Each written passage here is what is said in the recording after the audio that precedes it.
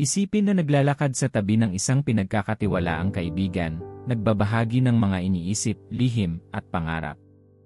Napakasarap magkaroon ng banal na espiritu bilang kaibigang iyon. Alam mo ba na ang banal na espiritu ay ibinigay sa iyo bilang isang regalo para sa iyong kapakinabangan? Alam mo ba ang kahalagahan ng iyong relasyon sa Kanya? Kung hindi ka sigurado tungkol sa mga ito o palaging nagnanais na palalimin ang iyong koneksyon sa Kanya, ang video na ito ay para sa iyo. Ang sinumang nagmamahal sa Ama at nagnanais na manatiling konektado ay dapat bumuo ng lapit sa Kanyang Espiritu. Nauunawaan natin mula sa kasulatan na hinding-hindi tayo iiwan ng Diyos na naliligaw o tulala. Kaya naman pinapadala niya sa iyo ang video na ito para maliwanagan ka. Sumama habang ginalugad natin ang 4 na paraan upang mabuo ang lapit sa banal na espiritu habang sinusuri ang kahalagahan ng matalik na ito. Bago tayo magpatuloy, mangyaring mag-subscribe sa channel na ito at i-click ang buton ng notification para ma-access ang higit pang mga nakaka-inspire na video.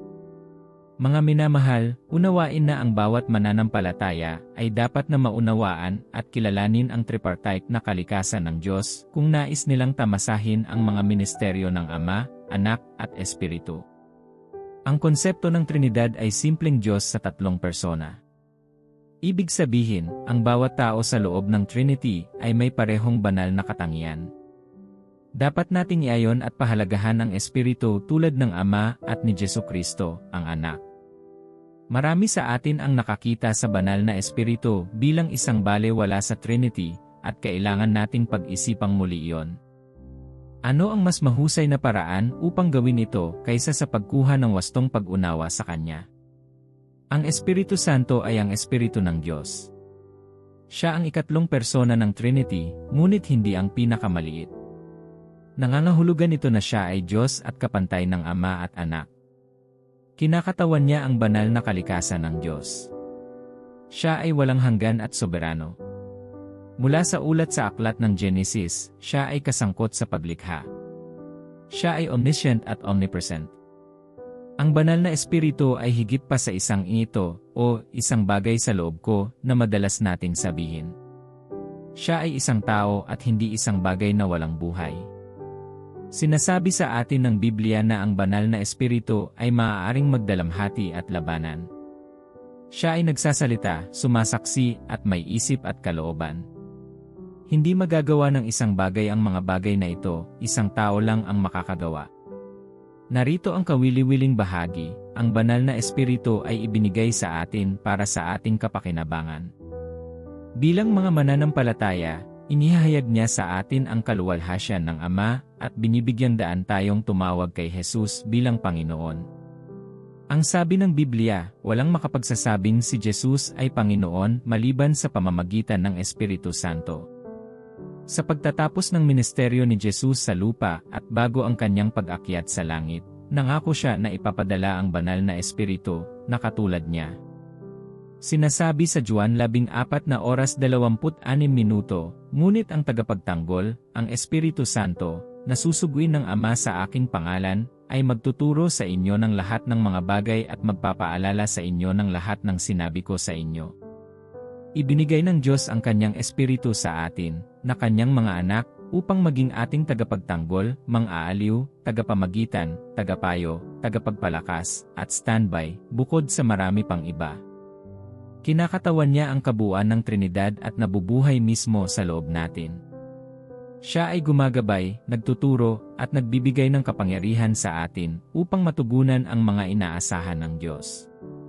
Alam mo ba ang lahat ng ito, nakikita mo na ba ngayon ang pangangailangan para sa maayos na relasyon sa Kanya? Siya ay mahalaga sa ating pananampalataya at dapat natin siyang ituring. Siya ay isang tao at nais niyang makasama ka. Gaya ng itinatag kanina, dapat mong unahin ang kanyang espiritu upang manatili sa panig ng Diyos at konektado sa Kanya. Nais ng Diyos na magkaroon ka ng matalik na kaugnayan sa Kanya sa pamamagitan ng Kanyang espiritu. Susundin mo ba siya? Kung handa ka na, narito ang 4 na praktikal na paraan para magkaroon ng matalik na kaugnayan sa banal na espiritu. 1. Pare-parehong pagsasama sa pamamagitan ng panalangin at pagsamba. Ang unang hakbang sa pagbuo ng isang matalik na relasyon sa banal na espiritu ay sa pamamagitan ng patuloy na pakikisama sa Kanya. Paano mo malalaman at makikilala ang isang tao ngayon mo lang nakilala maliban sa patuloy na pakikipag-ugnayan? Ganito rin ang paraan sa banal na espiritu. Upang maging malapit sa banal na espiritu, dapat kang patuloy na makipag-ugnayan sa Kanya. Kung paanong gugugol ka ng oras sa pakikipag-usap sa isang bagong kaibigan upang malaman ang higit pa tungkol sa kanila, kailangan mong manalangin at sumamba upang mabuo ang iyong kaugnayan sa banal na espiritu.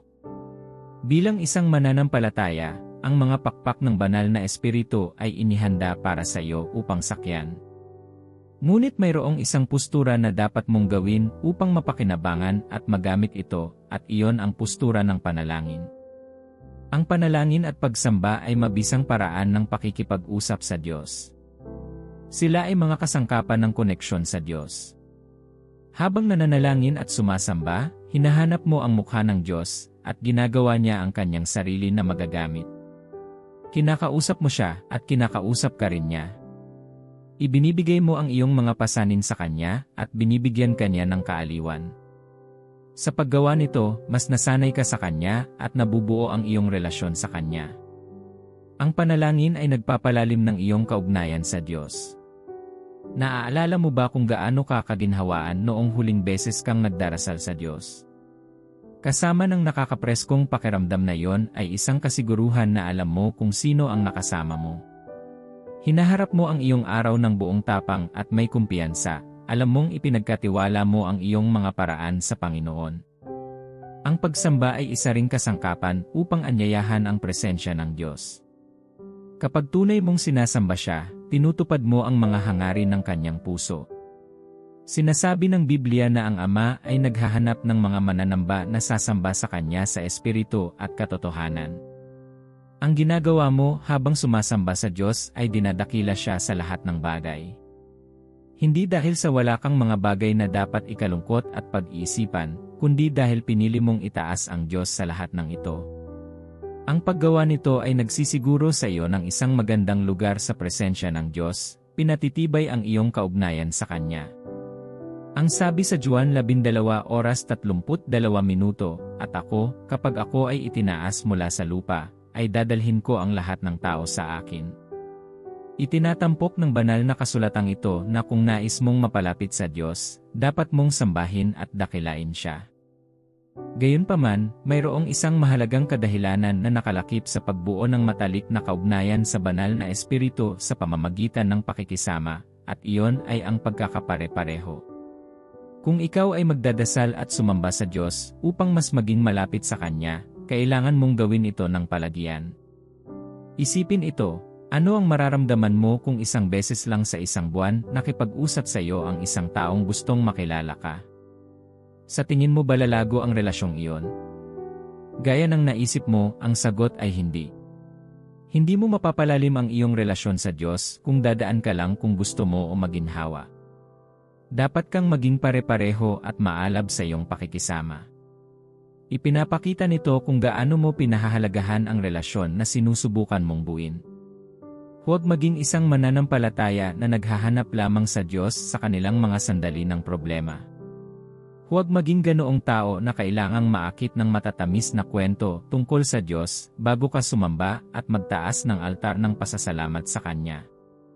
Gawin itong lifestyle. Hayaan silang maging malaking bahagi mo. Hayaan ang panalangin at pagsamba ang iyong pamumuhay at hindi isang minsanang karanasan. Bukod dito, sinabi ni Apostol Pablo na manalangin ng walang tigil, ibig sabihin, manalangin sa lahat ng oras. Hindi ito nangangahulugan na dapat kang yumuko sa iyong mga tuhod sa lahat ng 24 na oras ng araw. Nangangahulugan lamang ito na dapat mong tiyakin na palagi kang konektado sa Diyos. Gawin ang iyong araw at mga aktibidad ng may kamalayan na ang Diyos ay kasama mo sa bawat sandali, at kasama mo rin siya.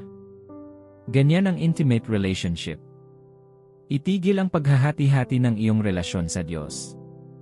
Hindi gusto ng Diyos ang isang oras ng iyong schedule, gusto niya ng mga matalik na kaibigan na magbabahagi ng lahat ng kanilang oras sa Kanya. Nang atasan ng Diyos si Moises at ang mga Israelita tungkol sa kanilang pagsamba sa Kanya, sinabi niya na ang pari ay dapat magsunog ng insenso sa altar tuwing umaga. Ito ay nagsasalita ng pagkakapare-pareho sa lugar ng pagsasama. Sinasabi rin sa atin ng Biblia ang tungkol sa panahon ni Jesus sa lupa at kung paano siya babangon ng maaga sa araw upang makisama sa Ama. Pagkatapos, habang siya ay nagpatuloy sa araw, patuloy pa rin niyang kikilalanin ang Diyos sa lahat ng kanyang ginawa, na nananatiling konektado sa Diyos. Sa kabila ng pagiging Diyos mismo, inuna niya ang pakikisama sa Ama. Kung si Jesus ay maaaring maging masigasig at naayon sa kanyang kaugnayan sa Diyos, wala kang anumang dahilan para hindi. Marami sa atin ang nilimitahan ang oras ng pagdarasal sa mga debosyon sa umaga lamang. Sa sandaling nanalangin ka sa umaga bago umalis sa iyong bahay, naniniwala ka na ikaw ay pinagsunod-sunod para sa araw, at ito ay hindi sinasadya na humiwalay sa iyo mula sa Diyos.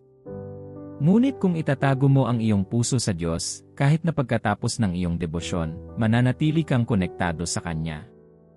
Maaaring ikaw ay nasa iyong lugar ng trabaho, at siya ay naglalagay ng isang himno o awit ng pagsamba sa iyong puso. Pagkatapos, makikita mo ang iyong sarili na humuhuni at itinapik ang iyong mga paa ng mahina. Iyan ay katibayan ng patuloy na koneksyon sa Diyos na nagreresulta mula sa pagkakapare-pareho. Sa kabutihang palad, ang banal na espiritu ay namamalagi sa atin, kaya hindi mo kailangang tumingin ng masyadong malayo upang kumonekta sa Kanya. Kailangan mo lamang abutin ang iyong espiritu na konektado sa Kanya. Nais ng Diyos na makipag-usap sa iyo tulad ng ginagawa mo sa iyong dibdib na kaibigan. Gusto niyang kausapin ka tungkol sa mga bagay na nasa puso niya para sa iyo. Maaaring sobrang abala ka sa paggawa ng iyong pang-araw-araw na negosyo, ngunit panatilihing konektado ang iyong puso sa Kanya, mulat sa Kanyang presensya sa iyo. Pagkatapos, kapag nakapagpahinga ka, kausapin siya.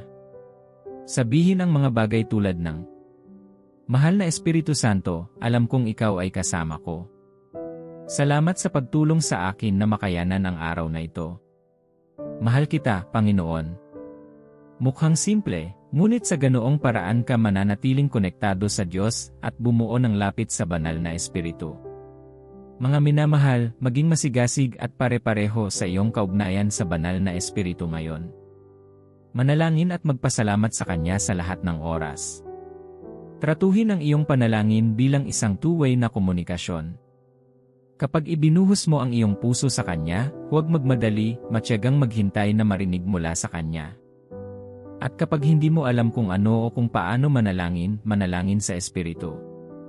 Ang pagdarasal sa iba't ibang wika ay hindi ka panipaniwala, sinisiguro nito ang iyong koneksyon sa Diyos. Ang banal na Espiritu ay inilagay sa loob mo upang tulungan kang ma-access ang Diyos. Tinutulungan kanyang ipanalangin ang puso ng Ama. Alam niya ang paunang natukoy na kalooban ng Ama para sa iyong buhay, at kapag sumuko ka sa Kanya sa pamamagitan ng pagdarasal sa Espiritu, mananalangin siya para sa kalooban ng Diyos para sa iyo. Mayroon tayong ganitong kalamangan sa banal na Espiritu na dapat nating i-maximize. Habang nananalangin ka sa iba't ibang wika, ang iyong isip ay hindi mabunga dahil hindi mo alam kung ano ang iyong ipinagdarasal, ngunit ang iyong espiritu ay kumokonekta sa Ama, at ang kanyang espiritu ay magdarasal ng kanyang perpektong kalooban sa iyong buhay. Kailangan mong tiyakin na palagi kang konektado sa pakikisama sa Kanya. 2. Sinasadyang pag-aaral at pagninilay sa salita ng Diyos. Ang susunod na hakbang ay sadyang pag-aaral at pagninilay-nilay sa salita ng Diyos upang bumuo ng isang matalik na relasyon sa banal na Espiritu. Napukaw mo na ba ang iyong interes sa isang paksa at pagkatapos ay naghanap ng mga mapagkukunan upang mabasa mo ang tungkol dito? Dapat mong gawin ito upang makilala ang banal na Espiritu at mabuo ang iyong relasyon sa Kanya. Ang pagbabasa ng salita ay nagtuturo sa iyo tungkol sa mga banal na katangian at mga posibilidad ng Espiritu. Mas alam mo ang tungkol sa isa kung saan ka nagtatayo ng isang relasyon at nagiging mas pamilyar sa Kanya.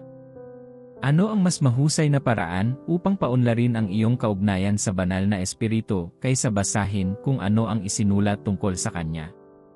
Ang salita ng Diyos ay nagtataglay ng kapangyarihan ng Diyos, kaya ang pag-aaral nito ay naglalantad din sa iyo sa kapangyarihang iyon. Ginagawa ka nitong maging bahagi ng kapangyarihan at mga posibilidad na iyon. Ipinapaalam ito sa iyo ang laki ng kanyang kapangyarihan upang kapag humarap ka sa mga hamon, alam mo kung paano tumawag sa makapangyarihang Diyos. Ang banal na espiritu ay nagsasalita din sa iyo mula sa salita ng Diyos. Ito ang pangunahing channel na ginagamit ng Diyos para makipag-usap sa atin. Ang banal na espiritu ay nagbibigay ng mas malalalim na katotohanan habang nakikipag-ugnayan ka sa banal na kasulatan. Ang paglalaan ng oras sa salita ay nagpapahintulot sa iyo na marinig ang kanyang tinig ng mas malinaw at mas maunawaan ang kanyang patnubay. Ang pisikal na kagutuman ay nagmumula sa hindi pagkain, ngunit ang espiritual na kagutuman ay nagmumula sa hindi pagbabasa. Dapat mong pakainin ang iyong sarili ng mga tamang bagay dahil binabago ng iyong espiritual na pagkain ang iyong espiritual na kapalaran. Ang patuloy na pagbabasa at pagninilay-nilay sa tao at gawain ng banal na espiritu ay magpapasigla sa iyong pagmamahal at pagnanais para sa isang relasyon sa Kanya. Ang salita ng Diyos ay may kapangyarihang makapagpabago. Ang pag-aaral at pagninilay-nilay dito ay makapagpapabago sa iyo sa kung sino ang nais ng Diyos na ikaw ay maging. Ang pagiging taong ito ay nangangahulugan na ang iyong relasyon sa Kanya ay tumataas at bumubuti araw-araw. Ang patuloy na pagkakalantad sa salita ng Diyos at pag-aaral ng Kanyang pagkatao, karakter, at kapangyarihan ay nagpapalalim ng iyong kaugnayan sa Kanya. Kaya hayaan ang Kanyang salita na manahan ng sagana sa iyo. Sinasabi ng Kolosas 3:16 na minuto. Hayaang ang mensahe ni Kristo ay manahan sa inyo ng sagana habang kayo ay nagtuturo at nagpapaalala sa isa't isa ng buong karunungan sa pamamagitan ng mga salmo, mga himno, at mga awit mula sa Espiritu, na umaawit sa Diyos na may pasasalamat sa inyong mga puso. Sa iyong pag-aaral, pagninilay-nilay, at pagsasabuhay ng mga salita ng Diyos, dapat mong anyayahan ang banal na espiritu na tulungan at bigyan ka ng kaunawaan. Bukod dito, sinabi ni Jesus na siya ang ating magiging guro at gagabay sa atin sa lahat ng katotohanan. Kapag hinihikayat mo ang banal na espiritu para sa tulong, sasagutin ka niya at sisikat ang kanyang liwanag sa salita. Bubuksan niya sa iyo ang mga kasulatan, at makakatanggap ka ng mga bagong paghahayag tungkol sa mga ito. Noong nananalangin si Apostol Pablo para sa simbahan ng Efeso, nanalangin siya na bigyan sila ng Diyos ng espiritu ng karunungan at paghahayag sa kaalaman tungkol kay Kristo. Sinasabi sa Efeso 1:17-18. Patuloy kong hinihiling na ang Diyos ng ating Panginoong Jesu-Kristo, ang maluwalhating Ama, ay bigyan kayo ng espiritu ng karunungan at paghahayag upang mas makilala ninyo siya. Dalangin ko na ang mga mata ng inyong puso ay maliwanagan upang malaman nyo ang pag-asa na tinawag niya sa inyo, ang kayamanan ng kanyang maluwalhating pamana sa kanyang mga banal na tao. Maaaring ihayag sa iyo ng Espiritu ng Diyos ang Ama at bigyan ka ng tamang kaalaman tungkol sa Kanya. Napakalaking biyaya. Ang paglubog ng iyong sarili sa salita ng Diyos at pagtawag sa Espiritu para sa tulong ay magbibigay sa iyo ng maliwanag na karanasan sa mga katotohanan sa salita ng Diyos. Kung matapat kang nakikibahagi sa mga ito, nagtatayo ka ng isang pangmatagalan, matalik na relasyon sa Espiritu, at nagpapaliliwanag sa mga mata ng iyong pangunawa. Habang itinatalaga mo ang iyong sarili sa pag-aaral at pagbubulay-bulay sa salita ng Diyos, dapat mong gawin ito ng buong intensyonal. Dapat mong sadyang hanapin na malaman ang mga katotohanan sa salita ng Diyos at maihayag sa iyo ang persona ng Espiritu Santo. Kung kakailanganin mong mag-schedule ng isang bahagi ng oras sa iyong araw upang pag-aralan ang salita ng Diyos, mangyaring gawin ito. Huwag hayaang lumipas ang isang araw nang hindi sumisid sa salita ng Diyos. At kapag ginawa mo, huwag lang gawin ito sa labas ng routine. Tiyaking lapitan mo ang pag-aaral ng kasulatan ng may bukas na puso, handang tumanggap ng kaunawaan at kaliwanagan. Ang isa pang paraan upang ipakita ang iyong intensyonalidad sa pag-aaral ng salita ng Diyos ay sa pamamagitan ng pagsasara sa bawat pagkagambala. Panatilihin ang iyong pansin sa banal na espiritu at panoorin siyang inihayag ang kanyang sarili sa pamamagitan ng mga pahina ng mga banal na kasulatan. Bilang ikatlong, pamumuhay ng masunurin at pagsuko. Ang isa pang paraan upang mabuo ang matalik na kaugnayan sa banal na espiritu ay ang pagsunod at pagsuko sa Diyos ng lubusan. Kung nais mong makilala ang persona ng banal na espiritu, dapat na handa kang makinig at sundin ang lahat ng itinuturo niya sa iyo na gawin. Ang buhay ng pagsunod at pagsuko ay nailalarawan sa pamamagitan ng ganap na pagpapasakop sa kalooban ng Diyos, maginhawa man ito o hindi. Kung ikaw ay magiging masunurin sa Diyos, dapat kang maging handa na pabayaan ang iyong kalooban. Dapat mong malaman na hindi ka na mabubuhay sa iyong mga kondisyon kundi sa Kanya. Ano man ang sabihin ng Diyos ay dapat mong gawin. Dapat kang sumunod ng buo hanggang sa huling detalye dahil ang bahagyang pagsunod ay pagsuway. Minsan pakiramdam mo ay natigil ka sa buhay ng walang nakikitang pag-unlad dahil binaliwala mo ang mga tagubilin ng Diyos. Kung susuriin mo ang iyong mga hakbang pabalik sa huling set ng mga tagubilin na ibinigay sa iyo ng Diyos at ganap na susundin ang mga ito, makakaranas ka ng pagbabago pataas at pasulong sa iyong buhay. Upang mamuhay sa pagsuko sa Diyos, dapat mong malaman ang Kanyang mga tagubilin at hayaan silang gabayan ang iyong buhay. Dapat mong tiyakin na ang iyong buhay ay sumusunod sa Kanyang disenyo. Sa paglikha, ang Diyos ay may pagnanais para sa sangkatauhan at nais nating lahat na matupad ang layuning iyon. Ang sinumang matupad ang Kanyang hangarin ay dapat na handang sumunod at sumuko sa Kanya. Kapag sumuko ka sa Diyos at tinanggap ang Kanyang pamumuno para sa iyong buhay, makakahanay ka sa Kanya dahil ang lahat ng iyong ginagawa ay sa pamamagitan ng pagtuturo. Maaari mong matalo ang iyong dibdib at sabihin na ang Diyos ang gumagabay sa iyong buhay. Ang mabuting balita ay palagi kang makatitiyak ng kaligtasan. Kung ang Diyos ay nagbabantay at gumagabay sa iyong mga desisyon, hindi ka mahuhulog sa mga pagkakamali. Gagawin mo ang mga tamang bagay sa tamang lugar at oras. Nangyayari ito sa mga taong isinusuko ang kanilang sarili sa Diyos at sumusunod sa Kanya. Kunin si Abraham halimbawa. Inihalimbawa niya kung ano ang ibig sabihin ng pamumuhay ng pagsunod at pagsuko. Tinawag siya ng Diyos mula sa kanyang pamilya at bansa upang pumunta sa hindi kilalang lugar at sumunod siya. Ito ay bulag na pagsunod. Kung sinabi sa kanya ng Diyos kung saan niya siya dadalhin, sasabihin namin na siya ay patungo na may tiyak na patutunguhan. Ngunit hindi iyon ang nangyari, pinili lamang niyang magtiwala sa Diyos at sumunod. Muli, nang hilingin sa kanya ng Diyos na isakripisyo ang kanyang kaisa-isang anak, na kanyang minamahal, siya ay sumunod. Sa kabila ng paghihintay ng maraming taon bago matanggap ang kanyang anak, hindi siya nagdalawang isip nang hilingin sa kanya ng Diyos na ibigay ang bata. Anong buhay ng ganap na pagsuko? Hindi nakakagulat na nagkaroon siya ng magandang relasyon sa Diyos.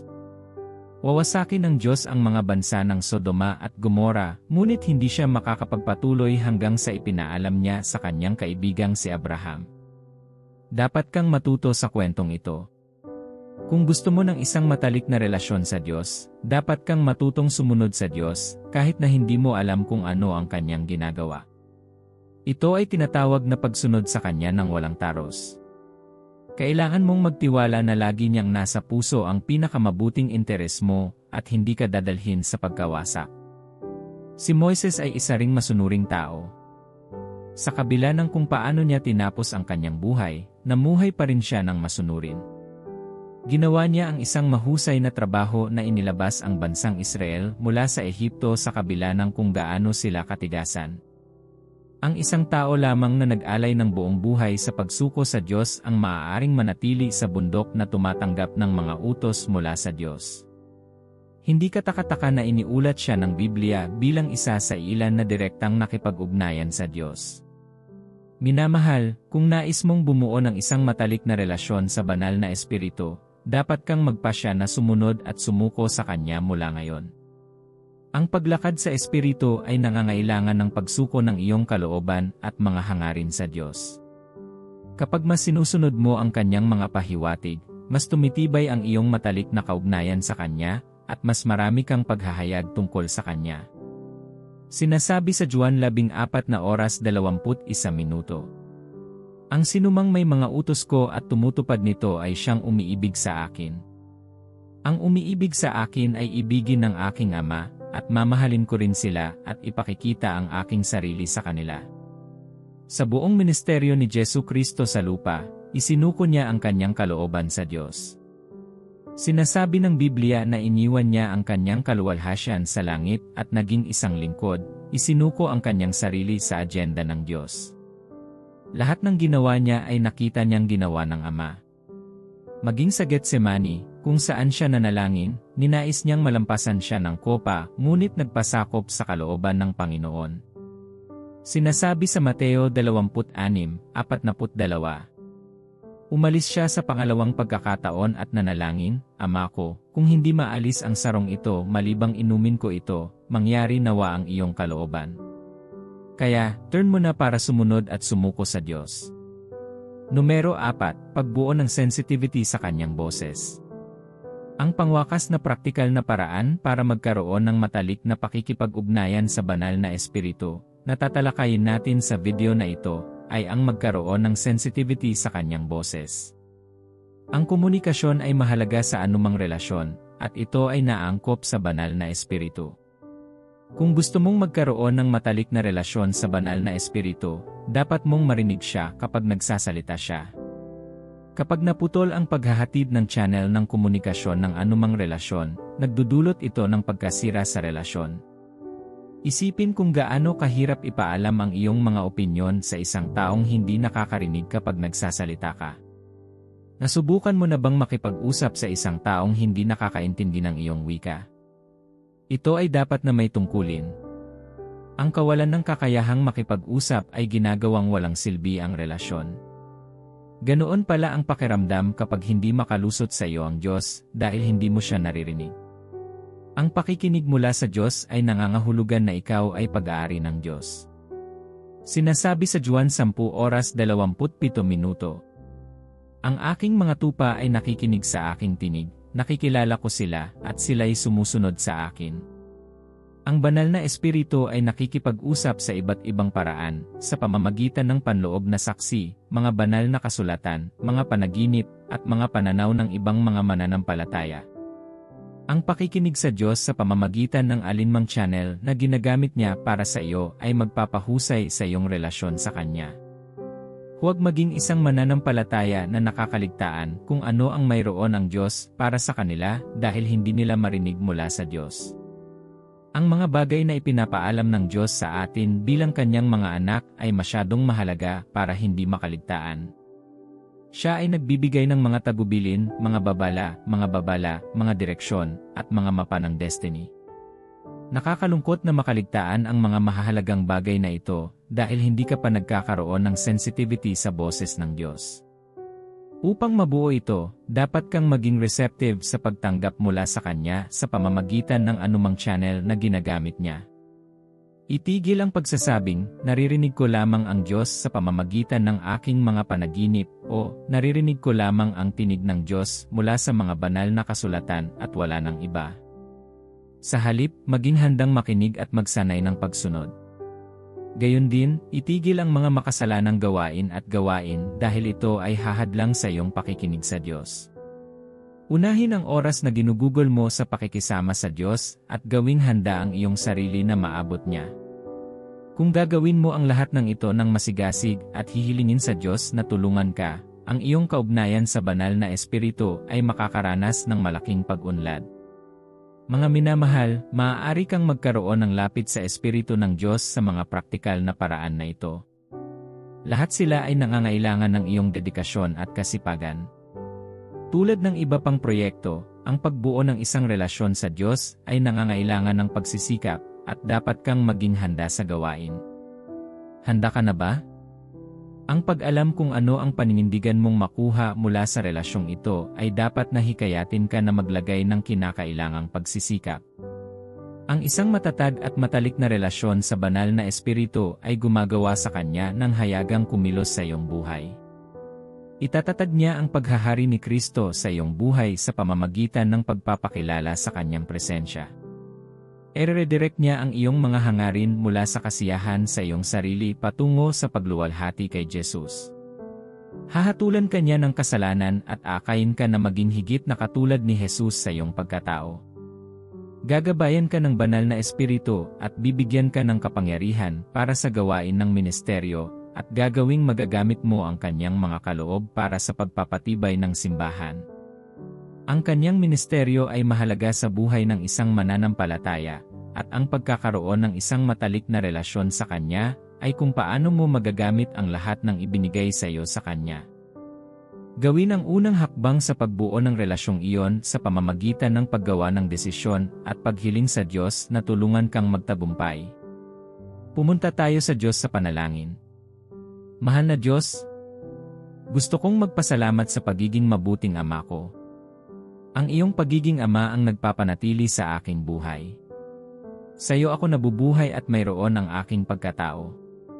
Salamat sa pagmamahal na palagi mong ipinapakita sa akin. Lagi mo akong binabantayan at gusto mo ang pinakamahusay para sa akin. Ang iyong kabutihan ang pumupuno sa aking buhay at nagpapaningning sa akin. Ako ay nagpapasalamat, O Panginoon. Salamat sa pribilehiyong tumawag sa iyo sa panalangin. Tiwala akong tumatawag sa iyo dahil alam kong makikinig at makikinig ka sa aking tinig. Salamat sa pagpaparating sa akin sa video na ito. Ako ay nagpapasalamat sa pananaw at kaliwanagan na aking nakuha mula sa mga salitang ito.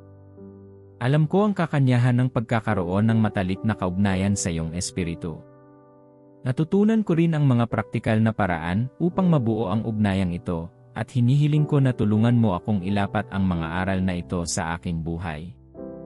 Panginoon, sinasabi sa akin ng iyong salita na lumapit sa iyong trono ng biyaya upang humingi ng tulong sa oras ng pangangailangan.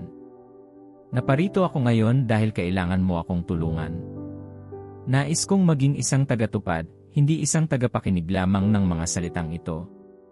Habang ako ay nagpasya na simulan ang pagbuo ng relasyon na ito, hinihiling ko na bigyan mo ako ng biyaya upang ilagay sa kinakailangang pagsisikap.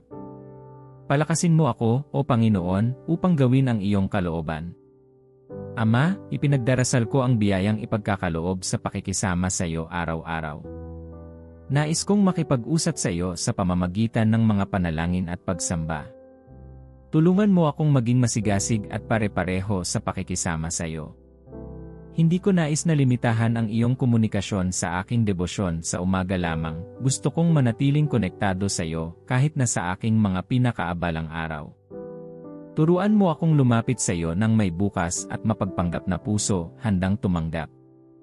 Hinihiling ko na turuan mo ako ng pasensya na manatili at marinig mula sa iyo kapag nagsasalita ako. Panginoon, tulungan mo akong italaga ang sadyang pag-aaral at pagninilay-nilay sa iyong salita. Gusto kong ma-access ang paghahayag ng persona ng banal na espiritu na naka-embed sa mga banal na kasulatan. Gusto kong malantad sa kapangyarihan at mga posibilidad na likas sa salita ng Diyos. Gusto kong matutunan ang mga katotohanan sa salita ng Diyos at tamasahin ang kalayaan doon. Tulungan mo akong isawsaw ang aking sarili sa iyong salita at mabigyan ng tamang kaalaman. Alam ko kung gaano karapat-dapat para sa akin na sundin ang iyong kalooban. Ama, tulungan mo akong sundan ka sa lahat ng oras. Dalangin ko na tulungan mo akong gawin ang lahat ng iyong iniuutos sa detalye, hindi sa bahagi. Hinihiling ko na tulungan mo akong tanggapin ang iyong pamumuno sa aking buhay. Tulungan mo akong bitawan ang aking kalooban at sumuko sa iyo. Bigyan mo ako ng biyayang mamuhay sa iyong mga tuntunin at hindi sa akin. Bigyan mo ako ng biyaya na magtiwala sa iyo ng sapat upang isumite ang aking buhay sa iyo. Palakasin mo akong mamuhay ayon sa iyong mga tagubilin, O Panginoon. Banal na Espiritu ng Diyos, mangyaring tulungan akong maging sensitibo sa iyong salita. Mangyaring tulungan akong maging receptive sa pagtanggap mula sa iyo sa pamamagitan ng bawat channel na ginagamit mo upang makipag-ugnayan sa akin. Ayokong makaligtaan ang iyong mga tagubilin dahil hindi ko marinig kapag kinakausap mo ako. Ipinag-uutos ko na mula ngayon, matatanggap ko ang buong pagpapahayag ng ministeryo ng banal na espiritu sa aking buhay. Dalangin ko na patnubayan at gabayan mo ako. Iyong poprotektahan ako mula sa pagkahulog sa mga pagkakamali. Patuloy mo akong gagawin at gagawin akong higit na katulad ni Jesus. Salamat, Panginoon, dahil nakatitiyak akong sasagutin mo ako habang ako ay tumatawag sa iyo. Sa pangalan ni Jesus, nanalangin ako. Amen. Binabati kita sa pananatili hanggang sa katapusan ng video. Kung naniniwala ka na ikaw ay pinagpala, mangyaring ibahagi ang video na ito sa iyong mga kaibigan. Gayon din, mag-subscribe sa channel na ito at i-click ang notification button kung hindi mo pa ito nagagawa. Shalom!